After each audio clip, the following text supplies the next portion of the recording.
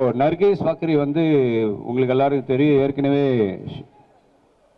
Rock ஸ்டார்னு ஒரு படத்தில் ரன்பீர் கபூரோட அவங்க வந்து ஹீரோயினை பண்ணாங்க. அதுக்கப்புறம் மெட்ராஸ் கேஃபில் வந்து ஜான் அப்ரஹாமோட பண்ணாங்க.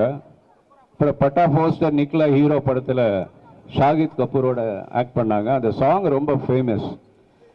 அதுக்கப்புறம் மே தேரா ஹீரோன்னு சொல்லி ஒரு படம் ஹீரோயினாக பண்ணாங்க. இப்போ நம்ம லாஸ்ட் மந்த்தே இந்த படத்தில் சாங் பண்ணுறதா இருந்தது.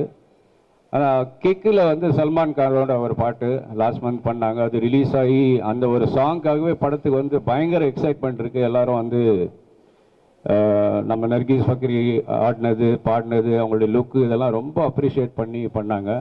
ஆனால் இதுக்கு இடையில என்னன்னா, அவங்க வந்து ஸ்பைன்னு ஒரு ஹாலிவுட் படம் அக்செப்ட் பண்ணி அங்கே போய் ஹாலிவுட்டில் ஒர்க் பண்ணிட்டு இருந்தனால அவங்களுக்கு கொஞ்சம் டேட் ப்ராப்ளம். இங்கே இந்தியாவில் நிறைய படங்கள் பண்ண முடியாத ஒரு சந்தர்ப்பம் இருந்தாலும் நமக்காக வந்து இந்த படத்தை வந்து சவுத்தில் நான் எப்படி இருக்குன்னு பார்க்க வரணும்னு சொல்லி வந்தாங்க. இந்த சாங் பண்ணாங்க.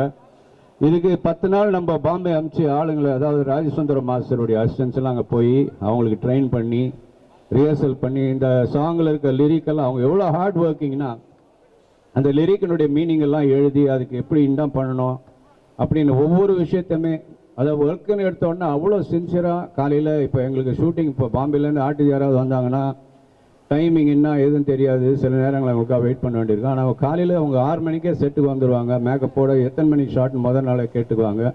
அதே மாதிரி சீக்கிரம் படகுனா வந்து ரொம்ப டிசிப்ளின். இப்போ எங்களுக்கு வந்து இந்த மாதிரி ஒரு ஆர்டிஸ்ட் இங்கே வந்து இவ்வளோ பெரிய சாங்கில் வந்து பண்ணி இந்த படத்துக்கு ஒரு பெரிய பெருமை சேர்த்துக்காக நான் வந்து ரொம்ப சந்தோஷப்படுறேன்.